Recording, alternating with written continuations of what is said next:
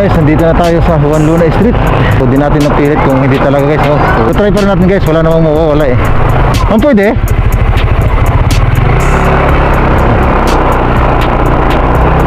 Ay, hello. Pwede ba? Oo.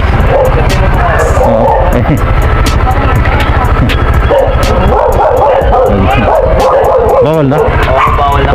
Hindi na po kami nagpapunta dito ng vlogger eh. Hindi na ma'am. Opo. Para manahimik na po. Hi Kap, good afternoon po. Opo. Napadaan lang Kap, galing trabaho.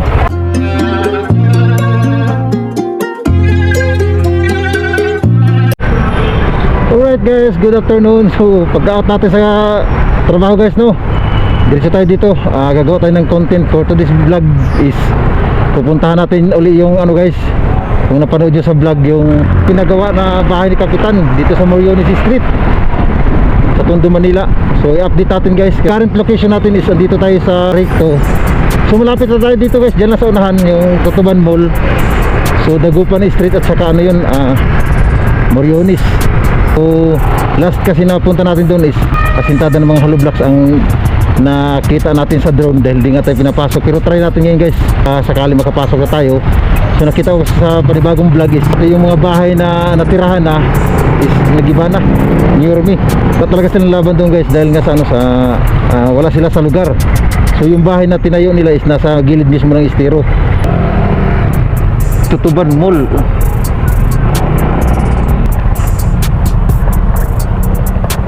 Dito tayo guys sa pwesto. Kaya na yung paliparan guys. No choice tayo kundi dito tayo pumisa sa harap mismo sa parking lot ng Tutuban Mall. Tapos kukuha tayo ng drone shot. A few minutes later. So yun guys, parking tayo doon sa islat guys ng mall. So pumasok tayo kanina para lang sana magpalipad ng drone guys. Hindi tayo pinayagan guys, no? Dahil policy nila na bawal daw ang drone sa loob. So last week kasi guys na kumuha ko ng drone shot is dito kami nagpark sa loob. Pinayagan naman kami guys. May nakausap kami dyan na 259. Hindi naman kami sinita ni Mrs. Bagkos na kinuod pa nga sa akin sa pagpalipad ng drone ko guys para makapunta dyan sa spot na palilipar natin. Thank you. Hindi talaga pumayag sir? Di pumayag sir eh. Okay. Yung gloves dito ba? Ayo.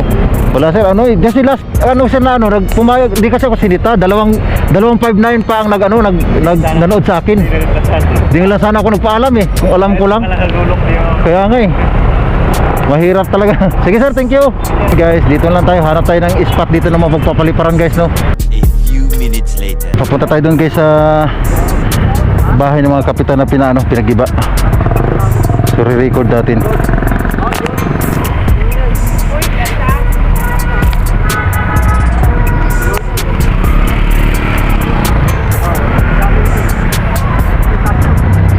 Taasin mo natin guys.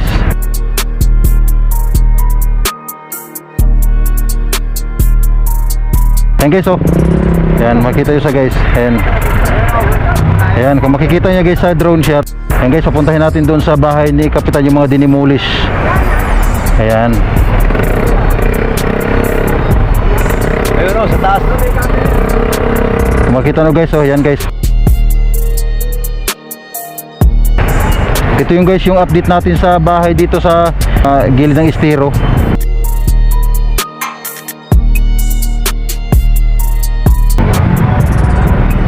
Yan yung guys pakita ko nga sa inyo.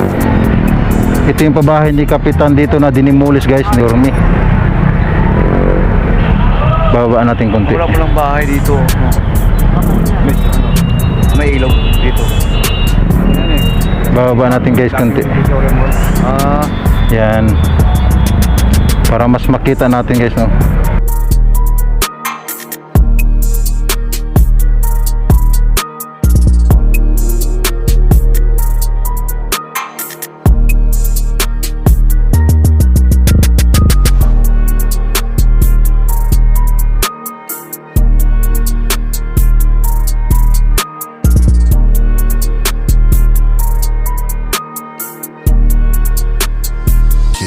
Nakita lahat ng mga ano ron, talikuran. Mga baybayan.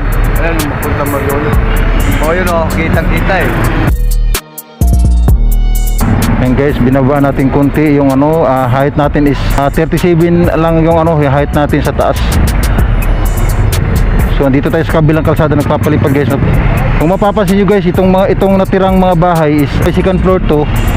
Ngayon, ito na yung susunod na giniba naman after nung mga dinimos na skeleton, yung mga asintada na lang. Yan guys, ang harap natin yan. Alright, ito yung actual guys na makikita nyo guys.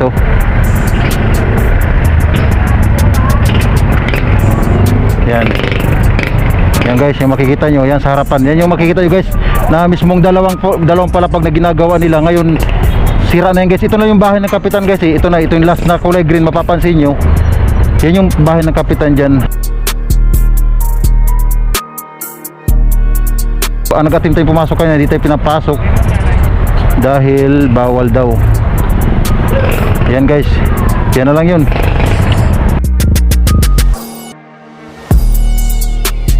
So dito tayo sa kabila, yung pinapuntahan natin. Yan. Sira-sira na, wala na natira dito guys sa unang pinagiba ni Isko Moreno. So ito na yun.